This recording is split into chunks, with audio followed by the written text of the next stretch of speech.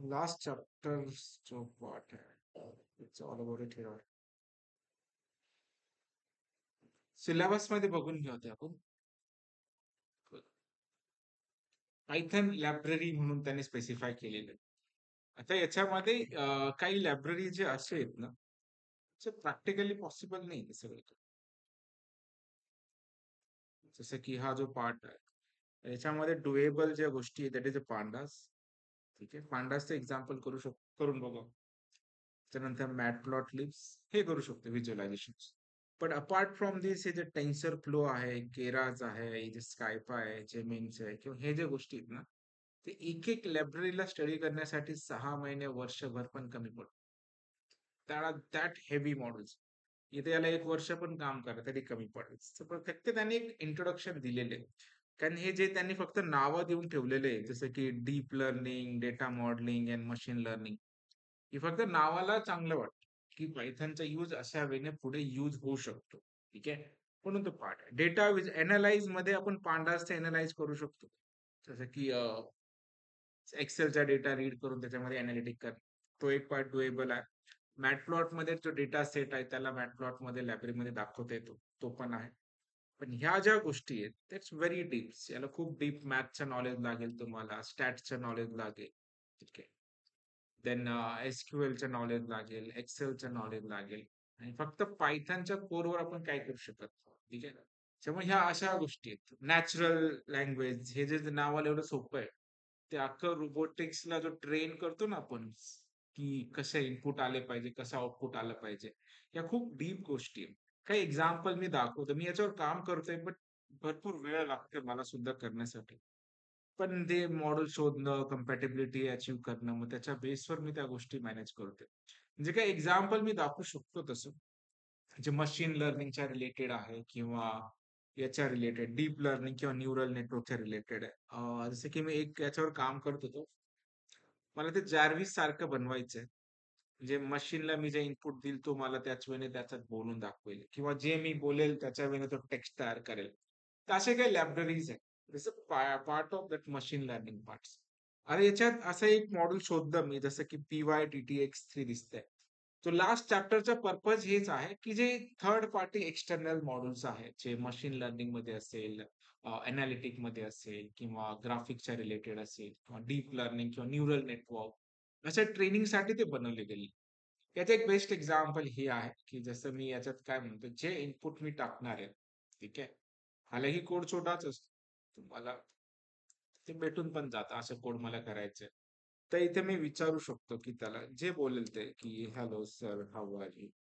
ठीक आहे, मी त्याला इनपुट दिले. आता याच्या मागे खूप सारे लायब्ररीज आहेत, जसं एनपीएल येतो, नॅचरल लँग्वेजला प्रोसेस करते की समोरचा काय बोलतोय, कसं बोलतोय, आणि त्याच्यानुसार तुम्हाला Hello, sir. How are you? How are you. ठीक आहे, बोलला ते हे जेवढं सोपं दिसतंय, पण त्याच्या मागे हजारो लाईनचे कोड्स आहेत. ठीक आहे, म्हणजे प्रॅक्टिकली तुम्ही ते इम्प्लिमेंट करू शकता, असं नाही की काही पॉसिबल नाही. पण त्याच्यासाठी त्याचा पूर्ण डेटा सेट स्टडी करणं, सगळ्या गोष्टी डीप मध्ये जाऊन स्टडी करत असेल 6-8 महिने वर्षभर त्याच्यावर स्पेंड करणे. तर मागे बॅकग्राऊंडला कसं वर्क करतं, कसा डेटा येतो, त्याच्या मागे पायथनचाच कोड असणार आहे, but of course there are many built in functionality. प्रत्येक गोष्ट करावं लागेल. म्हणून एखादा मॉड्यूल ट्रेन करण्यासाठी किंवा बिल्ड करण्यासाठी खूप वेळ लागतो.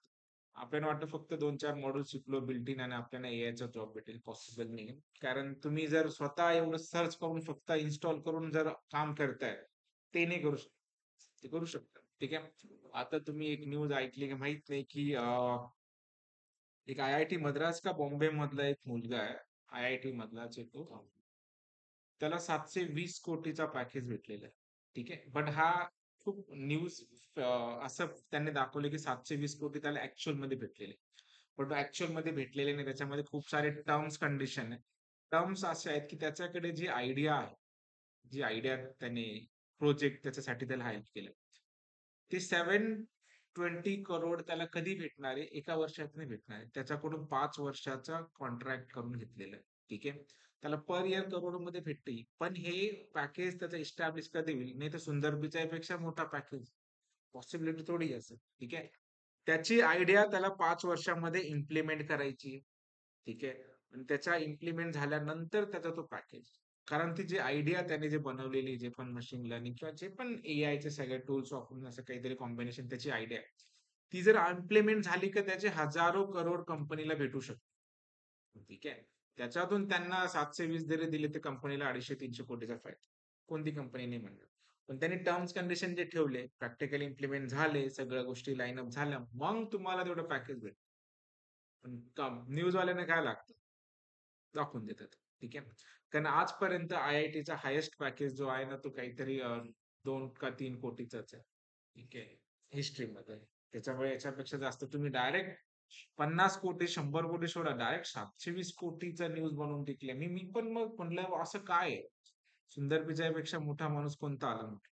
नंतर त्या डीपमध्ये गोष्टी लक्षात आल्या, की त्यांनी असे तो डिप्लोमा पासूनच त्यांनी असे मशीनला ट्रेन करायला सुरुवात केली. आणि ॲट द एंड त्यांनी सगळे मॉड्यूल्स वगैरे कंबाईन करून स्वतःचे मॉड्यूल डेटा सेट म्हणजे ते ह्या लेव्हलला आहे तो करोडच्या पॅकेजमध्ये आहे. तशी त्याची आयडिया पण आहे, त्याचे त्याचे प्रोजेक्ट पण आहे, थॉट्स पण आहे. इंटरव्ह्यूमध्ये जे त्यांचे बिझनेस अॅनालिस्ट किंवा टीम लीड होते त्यांना कळालं, की फ्युचरिस्टिक प्रॉब्लेम सॉल्व्ह करण्यासारखं आहे. मग त्याला एक कॉन्ट्रॅक्ट पॅकेज म्हणतात. इफ यू डन दिस तुम्हाला हे सगळं भेटेल. तसा पॅकेजवर भेटेल. मग ते सगळ्यांची सुरुवात ज्यांनी ते लास्ट चॅप्टरमध्ये पायथनच्या तुम्हाला त्यांनी समराईज करायचा ट्राय केलाय, की जे पण तुम्ही स्टडी केलंय. एक बेसिक प्रोग्रामिंग पासून आपण स्टार्ट केलं होतं. छोटे-छोटे लॉजिकल प्रोग्राम वगैरे लिहिता आले. आपण फाईलवर काम केलं, स्ट्रिंगवर काम केलं, त्याच्यानंतर लिस्ट टपल डिक्शनरीवर काम केलं. म्हणजे ग्रुप ऑफ डेटावर काम करता येतं, फिल्ट्रेशन करता येतंय. मग ते एक यूआय बेस्ड छोटे-छोटे कंट्रोल पण करता येतात. पण हे सगळे एक बेसिक फाउंडेशन प्रोग्रामिंगसाठी, फ्लो कंट्रोलसाठी. तो एक फाउंडेशन आहे. तुम्हाला याच्यामध्ये यायचं असेल तर प्रोग्रामिंग येणंच गरजेचं आहे. आणि ॲट द एंड त्यांनी समराईज ट्राय करायची इव्हन दो आपण याच्यामध्ये मॉड्यूल्स वगैरे पण बघितले. बिल्ट इन मॉड्यूल्स असतील किंवा युजर डिफाईन्ड मॉड्यूल्स असतील. आणि हे जो सगळा पार्ट आहे that is a part of your external modules. ठीक आहे. मग एक्सटर्नल मॉड्यूलला आपल्याला इन्स्टॉल करावं लागतं. कसे इन्स्टॉल करायचे मी सांगतो. दोन्ही ऑप्शन्स तुम्ही टिक केलं असेल तरी, नाही टिक केलं असेल तरी. ठीक आहे. आय थिंक आपण ट्राय केलं होतं का इन्स्टॉल करायचं? हां, pip इन्स्टॉल, pip इन्स्टॉल आणि मॉसेस एक्झॅक्टली. आणि ते नसेल तर आपल्याला काय करावं लागतं python.exe -n pip इन्स्टॉल. तो एक्सटर्नल मॉड्यूलचा यूज आहे. ह्यावेळी आपल्याला इन्स्टॉल करता येतं. आणि शेवटी त्यांनी खूप सारे मॉड्यूल्स दिलेले सगळ्याच रिलेटेड स्टॅटिस्टिक्सचे असेल, data visualisation, modelling, deep learning, neural networks. हा एक चॅप्टरचा सिलेबस. ठीक आहे. त्यांनी 4 लेक्चरचा टाईम दिलेला आहे. पण तुम्हाला याच्यात 4 वर्ष पण तुम्ही स्पेंड केले तरी कमी पडतील. एवढे डीप चॅप्टर. ठीक आहे. तो हा फक्त आपला इंट्रोडक्टरी पार्ट आहे. बट एक अंडरस्टँडिंग पाहिजे ओव्हरऑल. याच्यात जास्तीत जास्त तुम्हाला 2 मार्काचे क्वेश्चन किंवा 3 मार्काचे शेवटमध्ये एक क्वेश्चन विचारलेला आहे. किंवा 4 मार्काला विचारलं असेल जास्तीत जास्त. त्याचं मग एक्झाममध्ये घुमून फिरून तुम्हाला जे पण आन्सर लिहायचंय, ते जर तुम्हाला एकतर त्याचा पर्पज लिहायचा आहे, की यूज काय त्या मॉड्यूलचा, कुठे त्याचा वापर होतो. ठीक आहे. एखादा एडव्हांटेज लिहिता आलं पाहिजे. एक छोटंसं एक्झाम्पल 3 ते 4 लाईन्स.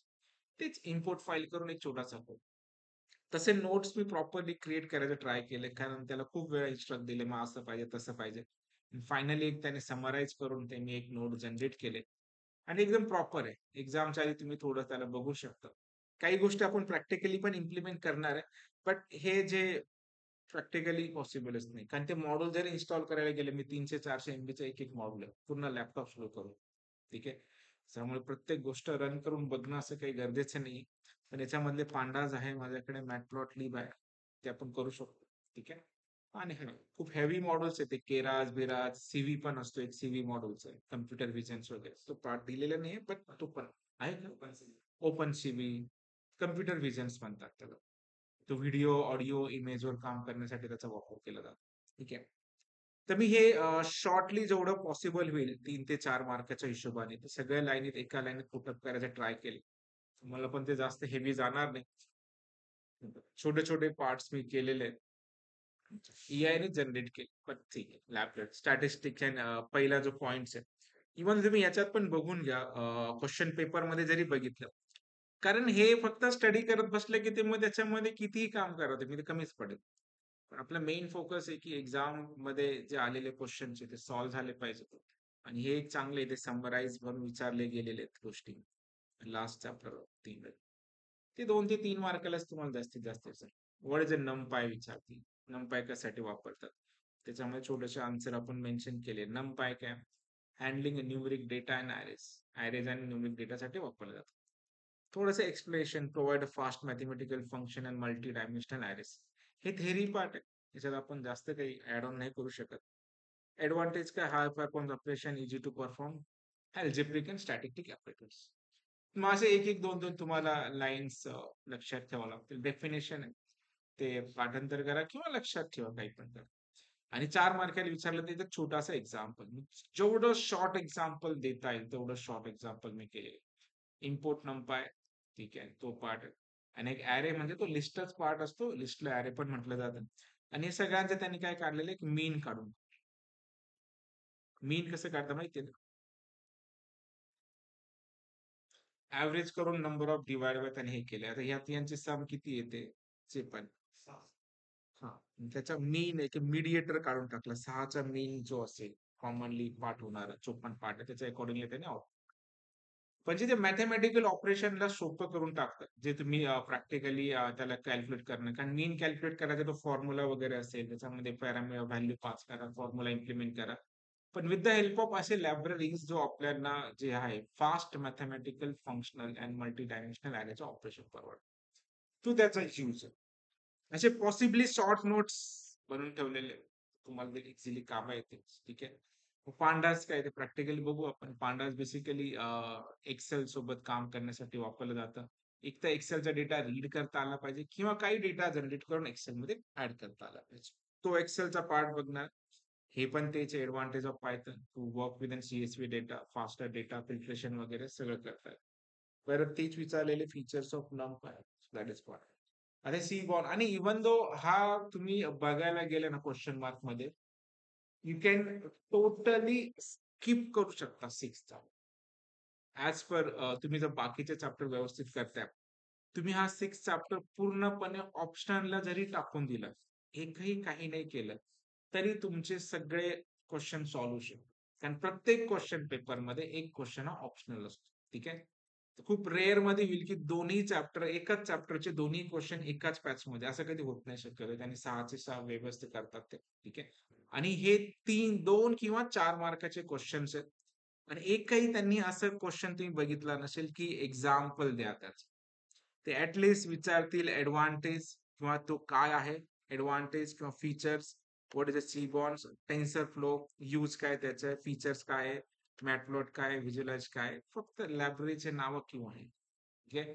एकही एक क्वेश्चन मध्ये राईट अन एक्झाम्पल और राईट अ कोड हा प्रोग्राम विचार पॉसिबलच नाही. त्यांना माहिती की जे गोष्टी आहेत, की जो क्वेश्चन पेपर सेट करणार आहे त्याला येत असेल की नाही तो क्वेश्चन, इव्हन त्या गोष्टी तुम्हाला खूप टाइम स्पेंड करावा लागतं आणि तेव्हाच ते पॉसिबल आहे. किंवा असे एक्झाम्पल विचारणं पण डिफिकल्ट होऊन जातं की मी टेन्सर फ्लो बद्दल काय एक्झाम्पल विचार, कसं काय विचारणार तो, कारण तो मशीन लर्निंगच्या रिलेटेड.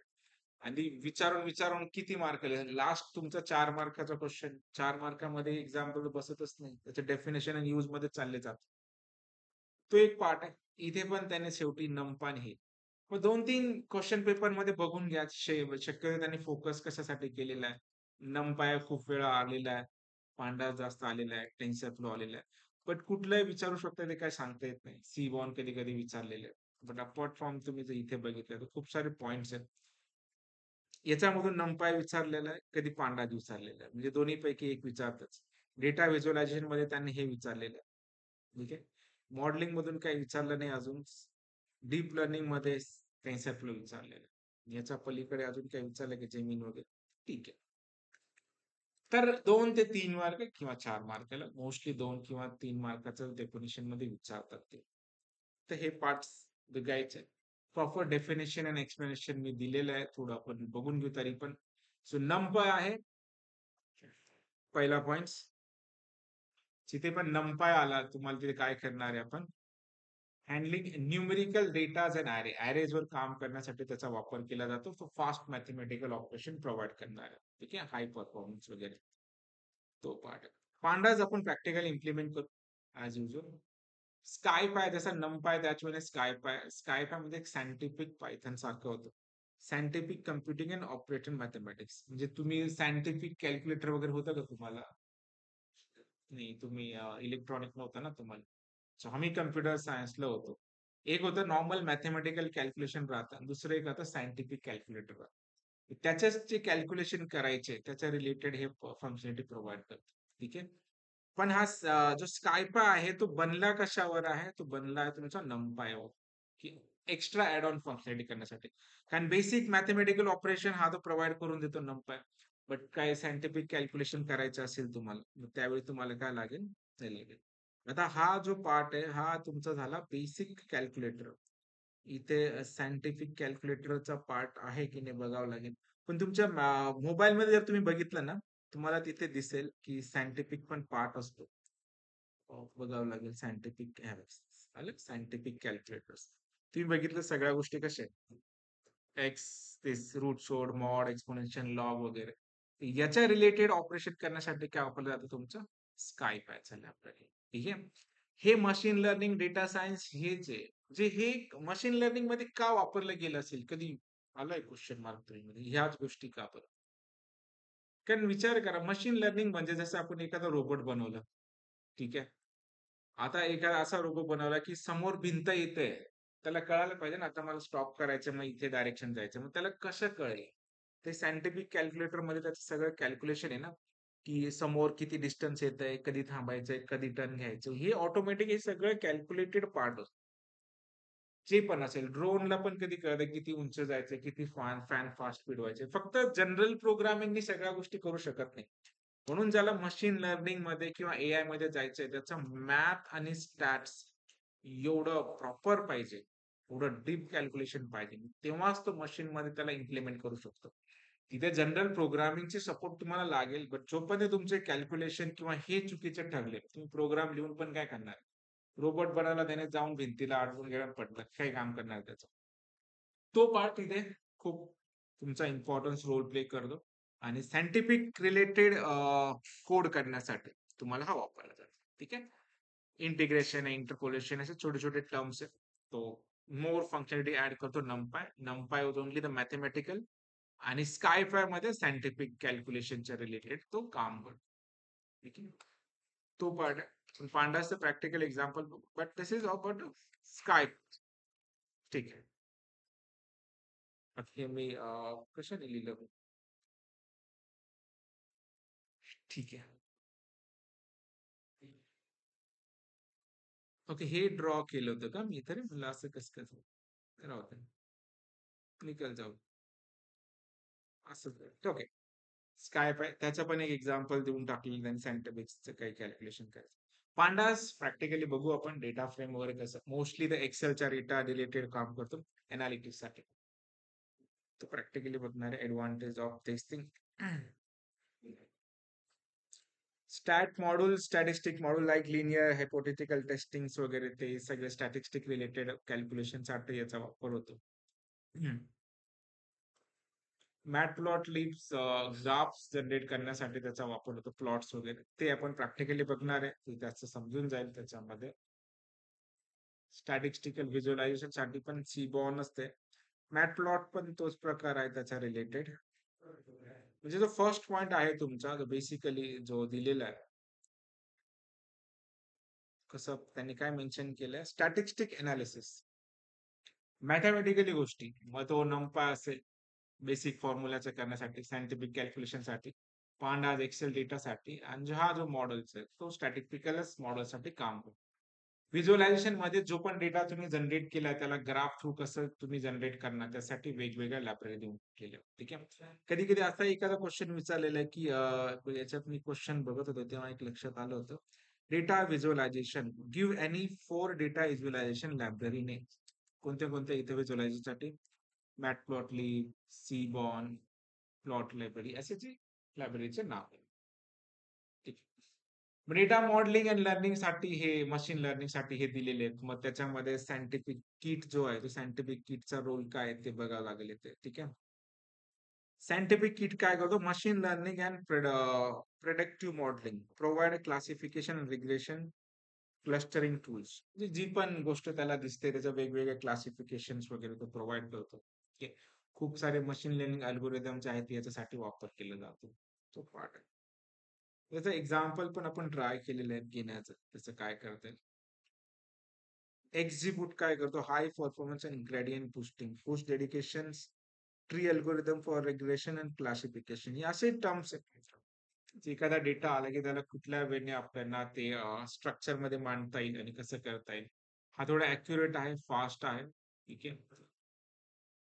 आता कागल बिगल काय प्रकार आहे ते बघावं लागेल. कागल कॉम्पिटिशन वगैरे जेवढे एक एक कीवर्ड वर जेवढा टाइम स्पेंड करण्यासारखं आपल्याकडे कॅगल्स इन एमएल्स.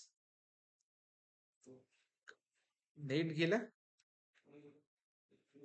अरे हा, लाईट गेलेली ना त्याच्यामुळे. ओके, ठीक आहे, काय प्रॉब्लेम. बघताय ना ते कागल कॉम्पिटिशन वगैरे जे असेल तो पार्ट.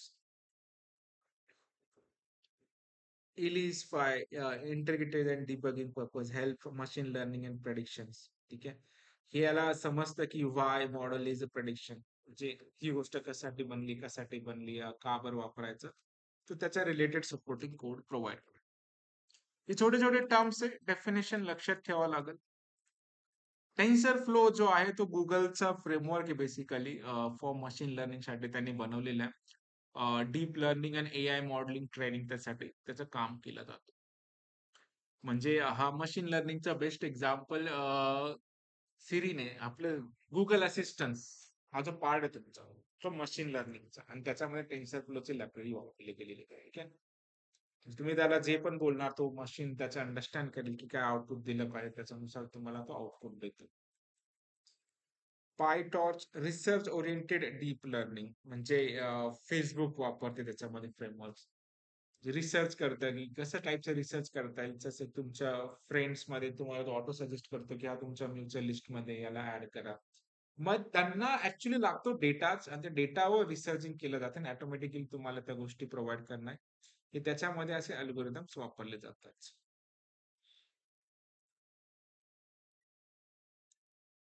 केरास पण डीप लर्निंगच आहे. तो high level over the tensor फ्लोवर काम करण्यासाठी याचा वापर केला जातो. हे लँग्वेज प्रोसेसिंग साठी. टेक्स्ट प्रोसेस आता जे एक्झाम्पल बघितलं ना आपण, text processing and lighting and analytics. टेक्स्टला प्रोसेस करतं. अजून एक एक्झाम्पल आहे माझ्याकडे. Let's me show something. तो पार्ट जो आहे साऊंड किंवा मल्टी हायब्रिड चे गिव्ह पॉइंटर्स सगळे टाइप्स ओपन करतो त्या फाईलवर जर वाटलं असतं. पण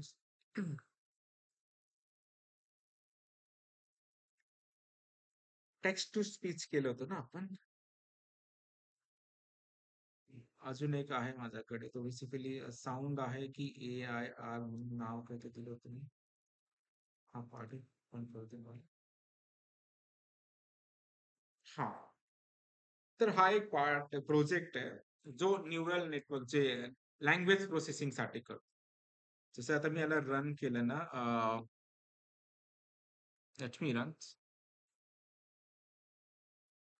ओके, हा पासवर्ड प्रोटेक्टेड झालेला आहे. मी ऍड 1 2 3 4 5 स्टँडर्ड 1 2 3 व्हॅलिड पासवर्ड. आपलं ते विचारेल काहीतरी बोला. This is a Python last lecture, and after that we'll continue for the internship lecture. Thank you. नाही कळालं. हे का बरं नाही लक्षात, का बरं नाही होते माहितीये? नेटच नाही. ठीक आहे. नेट नसल्यामुळे. नाही नाही, माझा हॉटस्पॉट आहे तसं मी चालू करेल, आणि करायला पाहिजे होतं एवढा वेळ. ती रेकॉर्डिंग तर ऑफलाईन रेकॉर्डिंग होती, हे एक चांगलं. माझ्या डोक्यात हे आलं होतं की ती स्ट्रीमिंग होती का. स्ट्रीमिंग मध्ये प्रॉब्लेम होऊन जाईल, स्ट्रीमिंग होणारच नाही. हे एक बरं आहे की ते ऑफलाईन आहे त्याच्यामुळे माझा हॉटस्पॉट चालून जाईल. आणि एवढ्या छोट्या छोट्या गोष्टी दिसताय, पण त्याच्यासाठी मी महिनो स्पेंड केलेला, महिना महिना स्पेंड केलेला आहे. तेव्हा जाऊन ते कुठेतरी वर्क झालंय. तो चलो इसको फिर से रन कर त्या फाईलला. हा पार्ट आहे. ओके, पासवर्ड टाकू आपण TST test@123 valid. This is a Python lecture. We are seeing related to the Python library. After that, we can conclude the practical question and question paper. Once we're done, then we'll go for the internship, like in for data Django framework and all that things. Thank you.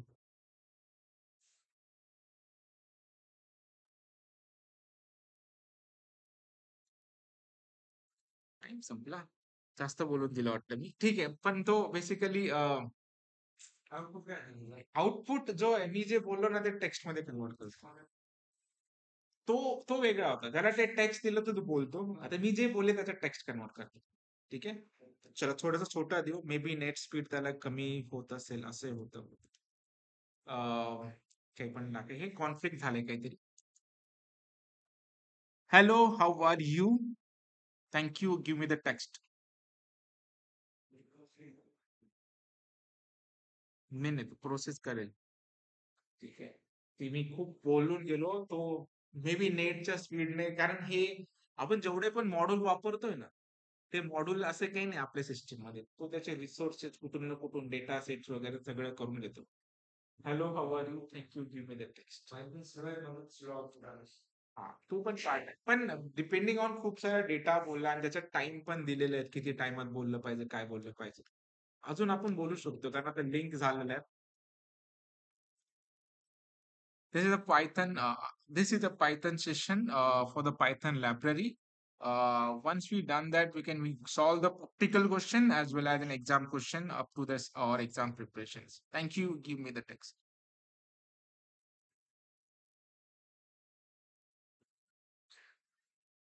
मग हे ती गोष्ट असते की मशीनला तुम्ही train कशाने करतात.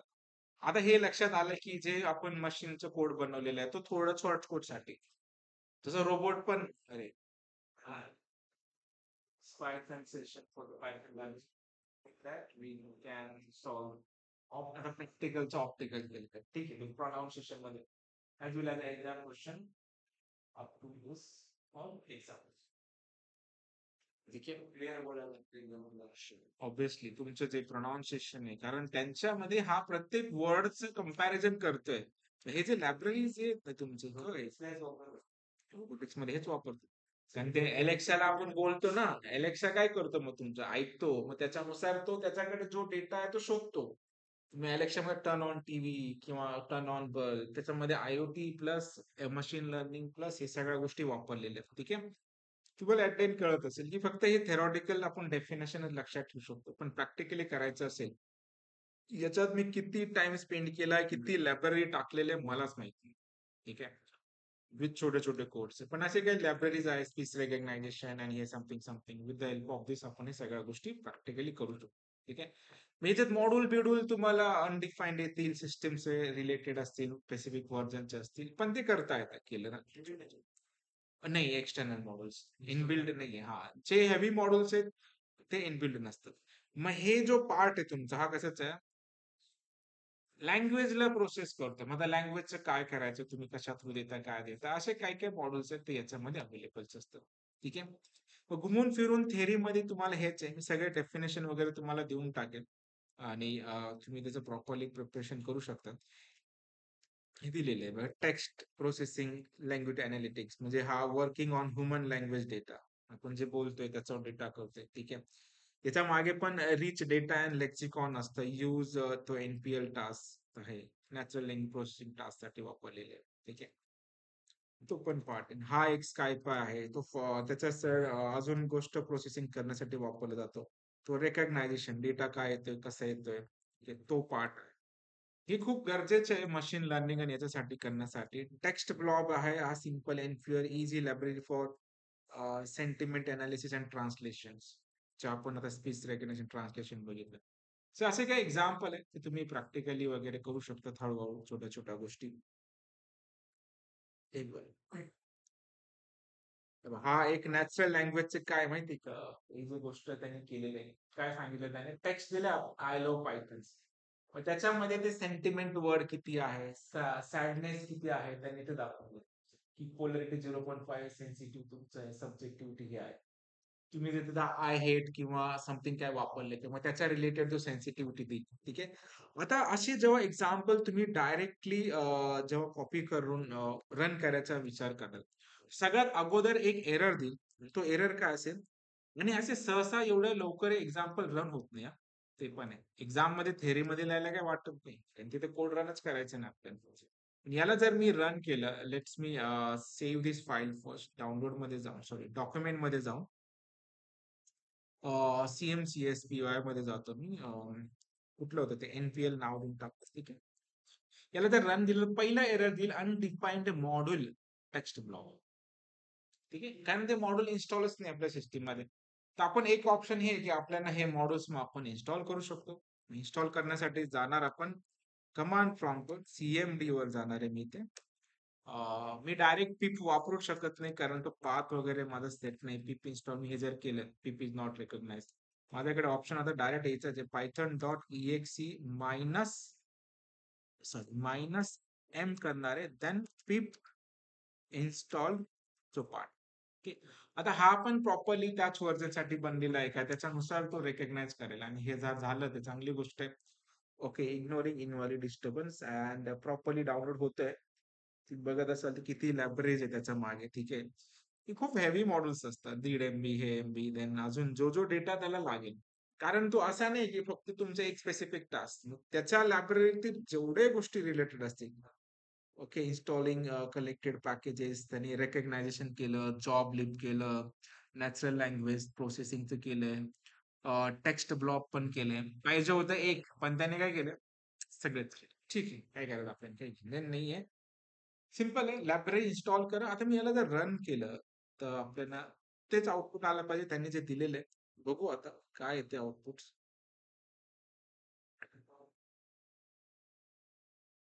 ठीक आहे, आता असं नाही की आउटपुट नाही आलंय, मे बी होऊ शकतं की तो त्याच्या मागे तो प्रोसेस करतोय आणि त्याच्यानुसार तो आउटपुट वगैरे देईल. सेम आउटपुट आलंय है ना, म्हणजे त्यांनी प्रॉपर बनवलेले आहे. शेवटी ते चॅट जीपीटीने बनवले, ते विचार करेलच. पण याच्यामध्ये अजून काही नाही आपल्याला हे ऍक्च्युली चेंज करण्यासाठी. सेंटिमेंट आपण आय हेट करू आपण. हेट ची स्पेलिंग काय आहे? I hate Pythons. Okay, it is very complex.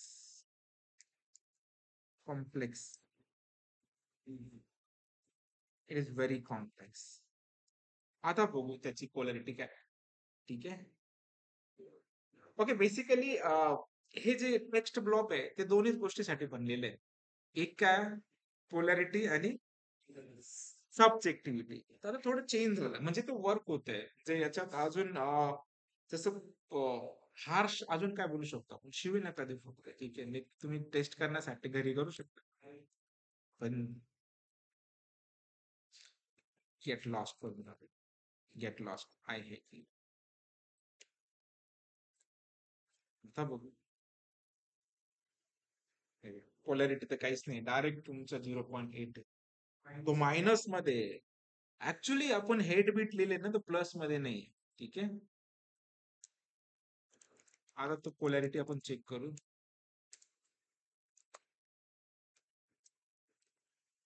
आलं बी टाकून टाकत अजून काय सर.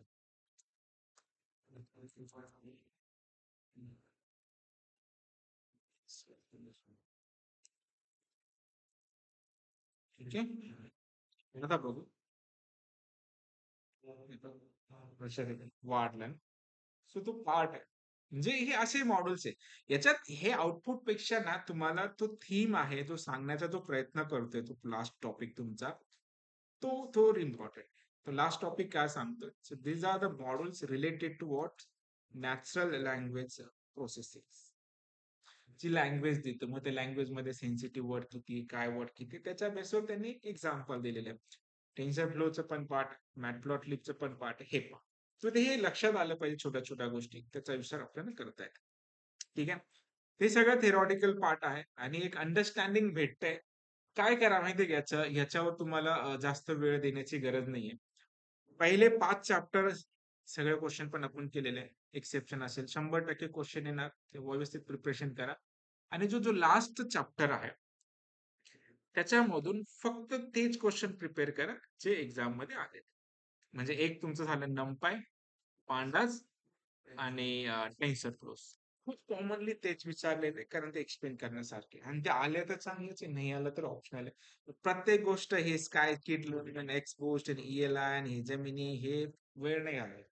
कारण ते मगिंगच आहे प्रोग्राम, तर ते हे होऊन जातं. आणि डेटा व्हिज्युअलायझेशन लायब्ररीचे नाव लक्षात ठेवा. बस तेवढं प्रिपेअर करा. तुम्हाला वेटेजच 4 मार्काचं आहे. त्याच्यामुळे तो पाठ तुम्हाला होऊन जाईल तिथे. ठीक आहे. आणि याच्यापैकी आपण पांडाज वगैरे जे अशा गोष्टी आहेत ना, ते इम्प्लिमेंट करू शकतो. That are simples. पण एक 2-3 लाईनचे कोड आहे. मी तुम्हाला फक्त दाखवतो, की कसं त्याचा वापर करता येतो. ठीक आहे. पिप इन्स्टॉल पांडाज करावं लागेल ॲज युजुअल, जसं आपण आता केलेलं आहे ते. मी नाही ओपन केलं का पांडाज लायब्ररी. आहे माझ्याकडे एक छोटासा कोड आहे पांडाजचा. लक्षात घ्या तो काय करतो. ओपन करून ठेवलेलं आहे मी इथे. पांडाजचं काम काय आहे? 2 गोष्टी. तो एक्सेल सेटवर काम करतो. तुमच्याकडे जो पण डेटा असेल, ठीक आहे. जसे आपल्याकडे किती लिस्ट आहे आता, नेमचा आहे, मोबाईलचा आहे, एजचा आहे आणि या सगळ्यांची म्हणून मी काय बनवलेली डिक्शनरी. हे सगळ्या गोष्टी आपल्याला माहिती आहे. पण ह्या सगळ्या डेटांना आता मी फक्त व्ह्यू करू शकतो. राइट? पण तुम्हाला जर वाटलं की ह्या डेटाला मला ना एक्सेलमध्ये ठेवायचंय बघण्यासाठी प्रॉपरली अरेंज करून, की नेम पाहायला पाहिजे, हे आलं पाहिजे. आता ऍक्च्युअली याचं कोडिंग दुसऱ्या लँग्वेज मध्ये करायला गेलं ना, खूप सारा कोड करावा लागतो. ठीक आहे. 70-80 लाईनचा कोड करावा लागतो. तुम्हाला cell, row, title, heading, bidding हे सगळ्या गोष्टी कराव्या लागतात. पायथन हा एक वेगळा. तो काय म्हणतो, तुम्ही फक्त याला ना डेटा फ्रेममध्ये सेट करा. आधी मी फक्त डेटा फ्रेम सेट करून दाखवतो. कारण पांडाज ऑलरेडी इन्स्टॉल्ड आहे माझ्याकडे. त्याच्यामुळे मी परत इन्स्टॉल करायची गरज नाहीये. Let's me take some new example. आपल्याच फाईलमध्ये स्टोअर करतो त्याला. बरोबर. ठीक आहे. pnds. आता मी सध्या हेड करत नाही. CSV ने करत.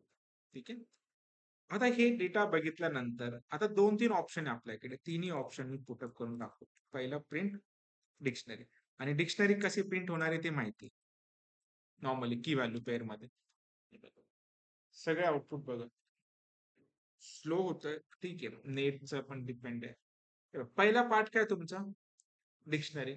नॉर्मली लिस्ट वगैरे त्याच्यामध्ये प्रिंट होत आहे. मोबाईलचा वेगळा, एजचा वेगळा, नेमचा वेगळा हा पार्ट आहे. ठीक आहे. पण याला जर एक्सेल मध्ये आणायचं असेल तर सगळ्यात अगोदर आपल्याला त्याला एका रो आणि कॉलम मध्ये आणणं गरजेचं आहे. रो आणि कॉलम मध्ये कोण आणून देतो तुम्हाला? Data frame. मग आता एकदा की तो रो आणि फ्रॉम मध्ये आला की त्याचा एक फंक्शन आहे पांडाज मध्ये, तो काय? To CSC. सीएससी म्हणजे कॉमा सेपरेटेड व्हॅल्यूज. एक्सेलचा एक पार्ट असतो. आता जर याला मी रन केलं, एक मेसेज पण देऊ आपण शेवटी, जेणेकरून आपल्याला कळेल की त्या गोष्टी होत आहे. Print SUCCESS success. ठीक आहे. आता याला रन केलं की बघा आधी लायब्ररी सक्सेस. आता सक्सेस आला म्हणजे हे जे डेटा रीड जनरेट झालं होतं याच्या रिलेटेड आपल्याकडे एक्सेल फाईल जनरेट झाली पाहिजे. कुठे गेला आपण? डॉक्युमेंट मध्ये. एक्सेल फाईल दिसते सुरुवातीला. ठीक आहे. याला जर मी ओपन केलं तर तुम्ही जे बघशाल, this is a power of Pandas. ठीक आहे. हे एक कम्पेअर की असं आले म्हणून, पण तुम्ही बघितलं आले व्यवस्थित. नेम, मोबाईल, हे बाकी प्रोग्रामिंग मध्ये करणं इट्स व्हेरी डिफिकल्ट. पण इथे आपण काय केलं, खूप इझी वेने केलं. तर हा एक पांडास तुम्हाला डेटा व्हिज्युअलायझेशन साठी जो जसा डेटा लागतो, ग्रुपिंग डेटा, हे प्रोग्रामिंग आपल्याला येतं. पण याला फायनल आउटपुट मध्ये जनरेट करायचंय, त्यासाठी तुम्ही काय वापरणार? पांडास. पांडास बद्दल विचारलेलं पण एखादं एक्झाम्पल तुम्ही देऊ शकता की टू सीएसव्ही. जसा टू सीएसव्ही एक्झाम्पल आहे त्याच वेळेने एक प्रोग्राम असं पण आहे रीड सीएस. ठीक आहे.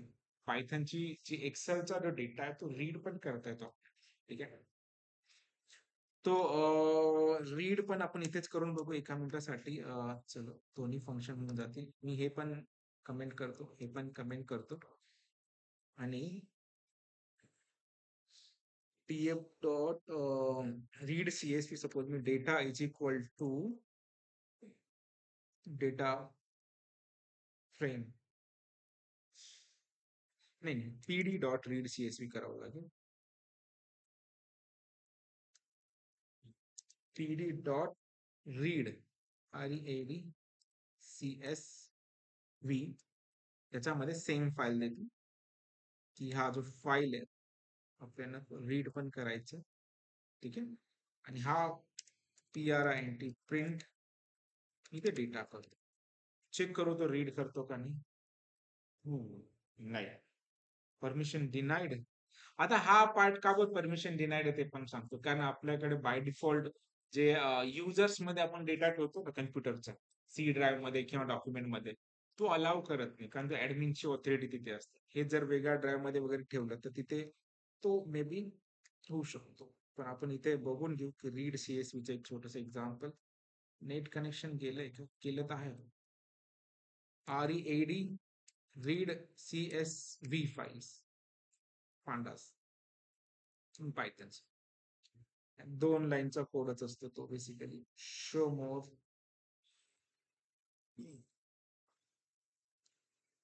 हो जा भाई शो. खूप कॉम्प्लेक्स दिलेलं आहे, छोटासा कोड पाहिजे आपल्याला. एवढं कॉम्प्लेक्स मध्ये नाही जायचं. हा बस ठीक आहे. हा पार्ट काय केलंय, pd.read csv your CSV files आणि सिंपल प्रिंट करायचं. हेच केलं होतं आपण इथे. pd.read csv आणि टेन्सर फाइल्स बरोबर केलं होतं ना. पण आपण हे काम करू, तो जो कोड आहे तो सेपरेटली लिहू, है ना. हे इथून काढू. सक्सेस झाल्यानंतर Excel file already created, new file मध्ये जाऊ, इथे सेव्ह करू. Save read CSV files. ठीक आहे. Import panda PD. आपल्या CSV फाईलचं नाव काय आहे? Taste CSV. करंट फाईल मध्येच तो फाईल पाहिजे, तिथेच आहे CMCS CY मध्ये. CMCS CY मध्ये आता चेक करू याला हा होतो की नाही. ठीक आहे.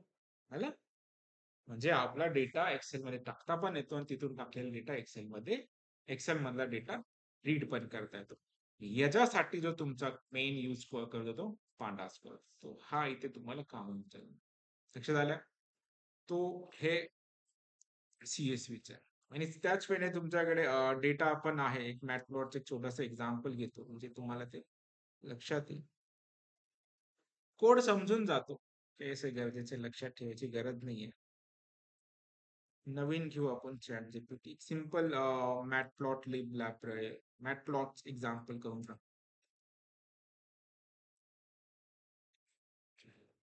शो डेटा आणि हे पण सिंपल मॅटप्लॉट एक्झाम्पल पायथन. छोटासा कोड ऍज पर शॉर्ट. एक लायब्ररी हिस्टोग्राम असेल, पायचार्ट असतील, जे पण आहे. एक ऍरेला नंपाय मध्ये कन्वर्ट केलेलं आणि त्याला तुम्ही XY च्या पोझिशनने सेट केलेलं असतं आणि तो ग्राफ तुमचा शो होऊन. हा वेळ घेतोय का नेट नेट स्लो आहे? याला वेळ नाही लागायला पाहिजे. ठीक आहे. जोपर्यंत तो ओपन करते तोपर्यंत आपण काही गोष्टी क्लोज करून टाकू. झाला जनरेट. हा छोटासा पार्ट आहे. Import matplotlib as a plot. 2 value घेतलेले एक्स आणि वाय साठी, इथे प्लॉट करून टाकलेले, मग त्याचे नाव वगैरे त्याने दिलेले आणि तो शो केलेला. ठीक आहे. अवघड काही नाही. 2 लिस्ट घ्यायचे, जो डेटा तुम्हाला पुटअप करायचं.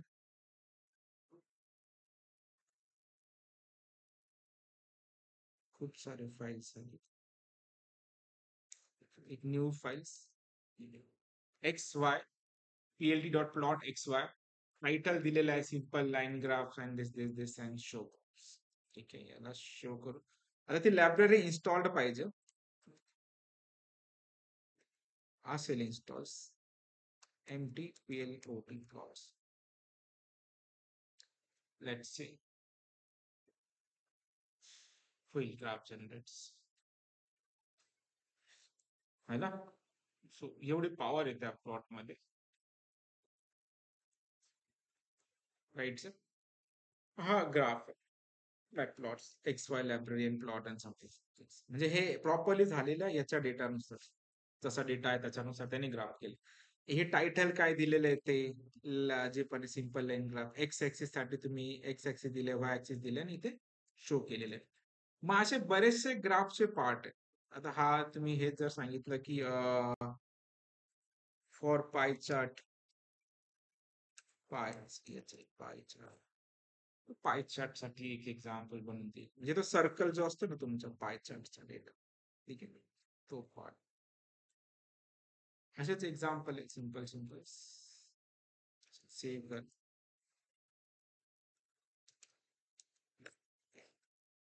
एक्स वाय हे लेबल्स वगैरे देता येतं, हे याची काय याची एवढी गरज नाही. आणि तो तुम्हाला एक ग्राफ पाय चार्ट मध्ये तो सर्कल मध्ये कलर्ड फीड देऊन टाकेल कुठल्या लँग्वेजचं काय डेटा आहे.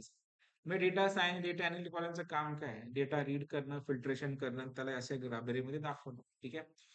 हे अशासाठी लायब्ररी वापर मॉडेल्सचा यूज आहे. सिंपल हे डेटा तुम्ही जनरेट करू शकतात, हा डेटा तुम्ही जनरेट करू शकतात. फक्त हे पाय मध्ये गोष्ट बुक लावायचं, काय लेबल द्यायचं तर हे लेबल, काय साईज द्यायची तर हे साईज. आणि हे तुमचं ते किती पर्सेंटाइज देणार आहे तुम्ही, स्टार्ट अँगल काय पाहिजे त्याच्यानुसार आहे. आणि बाकीचं सिंपल सिंपल टायटल्स वगैरे, ठीक आहे. तर हे मॅटप्लॉट आणि पांडास प्रॅक्टिकली इम्प्लिमेंट करण्यासारखं आहे. हे सगळे प्रोग्राम तुम्हाला देईल मी झिप फाईल करून, ठीक आहे. आता आपण काय करू, जो थिअरॉटिकल पार्ट आहे ठीक आहे केलं, आता काही प्रॅक्टिकलचे क्वेश्चन सॉल्व्ह करूया, ठीक आहे. सेशन जे पण असेल तुमचे त्याचे सगळे क्वेश्चन सॉल्व्ह होऊन जातील. एक्झामचे तर ऑलमोस्ट आपण सगळे बघूनच घेतलेले.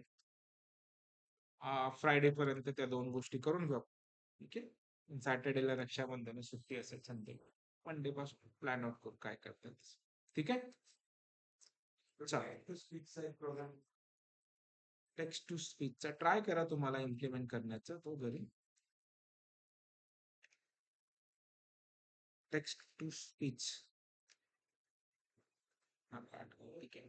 मॉड्यूल इम्प्लिमेंट करा, डाउनलोड करायला लागेल, इन्स्टॉल करायला, हा इन्स्टॉल करावं लागेल. आणि त्याचं हे पण सीव्ही मॉडेल खूप मोठा आहे. हो हेवी. केला तो अर्धा राहून गेला काहीतरी, तो काहीतरी 250 का 300 MB आहे, ठीक आहे. टेन्सर फ्लो पण 2-3 झाले. ते खूप ते एक याचा एक ड्रॉबॅक पण असा आहे की तो खूप सारे मॉड्यूल्स ना त्याच्या रिलेटेड सगळेच करतो. जसं आता आपण टेक्स्ट लिफ्ट पाहिजे होतं पण त्याने त्याच्या रिलेटेड सगळेच करून घेतलं. ते चांगलं पण आहे. ठीक आहे.